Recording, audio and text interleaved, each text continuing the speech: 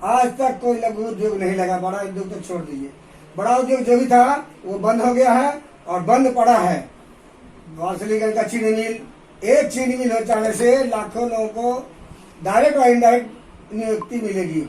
Direct मिलेगी जैसे नौकरी करेगी ना होती रह रही है। हॉस्पिटल की सुविधा देखिएगा तो कुत्ता बेड पर सो रहा है।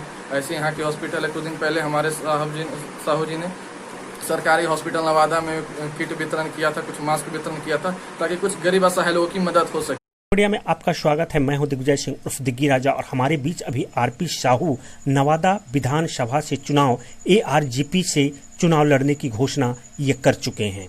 अब जानते हैं इनका राय क्या है, इनकी प्लानिंग क्या है, इनका विचार 2020 में ये चुनाव कैसे लड़ रहे हैं, क्या होंगे इनके मुद्दे और क्या है इनके समर्थकों की राय जानने हम पहुंचे हैं और जानने का प्रयास कर रहे हैं। 34 साल सेवा देने के बाद LIC ऑफ इंडिया में ये रिटायर कर चुके हैं, संगठन से भी जुड़े हुए हैं। तो जानते हैं इनका राय और सावधान रहे।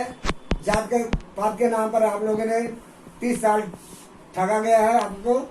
अब उससे ऊपर आई है जागरूकता, लोग आ रहे हैं, लोग का मुंह भांग भी हुआ है जात के नाम से। अब लोग जानने लगे हैं, सोचने लगे हैं कि नहीं जात से ऊपर विकास है।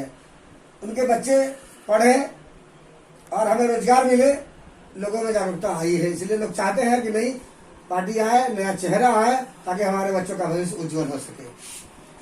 क्या सर के नया चेहरा, आप नवादा विधानसभा से एक नया चेहरा हैं और जैसा कि लोगों का डिमांड है एक नया चेहरा यहाँ से नवादा विधानसभा से, तो क्या आप उस पर खड़े उतरने का काम करेंगे नवादा में? अगर जनता आपको मौका प्रदान करती है 2020 में, तो क्या आप उस पद पे आने के बाद में क्या करेंगे यहाँ नवादा विधानसभा के लोगों के लिए? नया कुछ क्या कर पाएंगे? मैं बता दूं, विकास के नाम पर जो भी योजनाएं आएगी धरातल पर आएगी। किसी प्रकार का लूट नहीं होने देंगे, किसी प्रकार का कमीशनखोरी नहीं होगी। जो पैसा सरकारी पद में आएगा वो धरातल पर आएगा और धरातल पर काम होगा। कोई भी पैसा इधर उधर जाने का संभावना नहीं होगा, न जाने दूंगा। कोरोना के वैश्विक महामारी को लेकर क्या कहना चाहेंगे, दिशा निर्देश देना चाहेंगे या फिर सरकार के द्वारा क्या जिम्मेवारी होना चाहिए था लोगों के लिए, इसके बारे में क्या कहना चाहेंगे? कोरोना महामारी में बता चुका हूँ पहले भी, जो जिएगा वही राज करेगा, यानी जो बचेगा वही राज करेगा। आप रहेंगे नहीं तो आपके धन संपत्ति किस काम की। इसलिए सावधान रहे, सतर्क रहे, कोरोना से बचे और अपने आप को सुरक्षित रखें ताकि आपके बच्चे कल का भविष्य है वो बिखरे नहीं। कोरोना महामारी में इतना कहना चाहूंगा कि सरकार की पोल खुल गई, अस्पतालों की पोल खुल गई, सरकारी आवंटन का लूट का पोल खुल गया। किस कदर लूट हुआ है मैं बता नहीं सकता हूँ, आप खुद समझदार हैं, आप समझ सकते हैं। बहुत बहुत धन्यवाद। तो आरपी साहू जी थे नवादा ARJP से चुनाव लड़ने जा रहे हैं और बहुत सारे मुद्दों पे बात हमने अभी किया और इनका साफ कहना है कि कोरोना वैश्विक महामारी में जो सरकार की जिम्मेवारी होनी चाहिए थी वह सरकार जिम्मेवारी पूर्ण रूप से नहीं निभा सकी और आगामी मुझे 2020 के चुनाव में जनता अगर मुझे मौका प्रदान करेगी तो मैं नए तरीके से और नए माहौल पैदा करके और विकास काम करने का कोशिश करूंगा। बहुत बहुत धन्यवाद। एक तरफ जहां भगवा वस्त्र भारतीय जनता पार्टी का, वहीं दूसरी तरफ नवादा में दिखेगा पीला गमछा। 2020 के चुनाव में पीला गमछा जिसके कंधे पर सुशोभित है, मान लीजिए आरपी साहू का वह समर्थक है। तो आइए सुनते हैं इनके समर्थकों की राय आरपी साहू के लिए।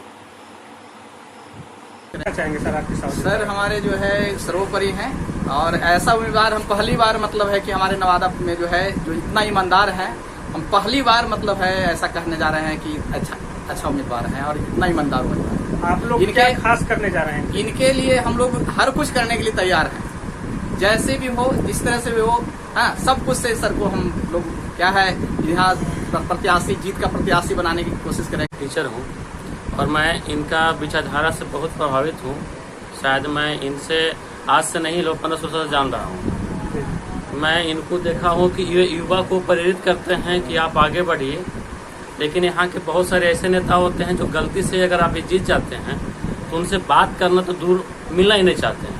लेकिन अगर ये जीतते भी हैं तो हम लोग जैसे इनसे मिल सकते थे, आज भी हम मिलते हैं, कल भी मिल सकते हैं। लेकिन हमारे युवा हम लोग जो नेता बनते हैं सब धोखा देते हैं।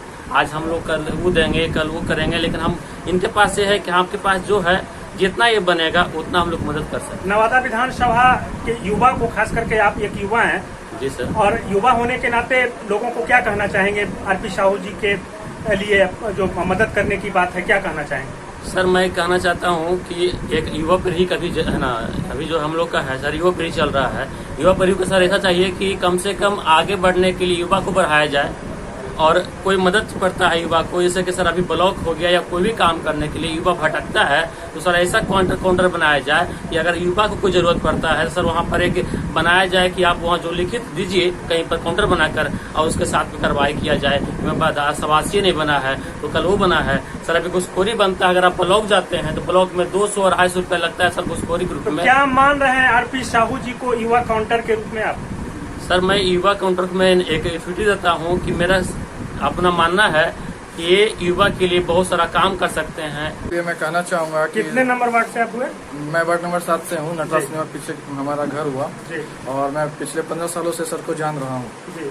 किस माध्यम से जानते हैं? सर मैं शिक्षक जगत से जान रहा हूँ क्योंकि उन्होंने काफ़ी दिनों से शिक्षा में आगे बढ़ाया है और फिलहाल मैं एक छात्र हूँ और छात्र रहते हुए मैं बता रहा हूँ कि अभी हम लोग ग्रेजुएशन करके बीएड कर रहा हूँ और यहाँ नवादा विधानसभा में और नवादा जिला में एक भी ऐसा कॉलेज नहीं है जो स्नातकोत्तर की पढ़ाई की जा सकती है। यहाँ टेक्निकल पढ़ाई के लिए कोई सुविधा ही नहीं है।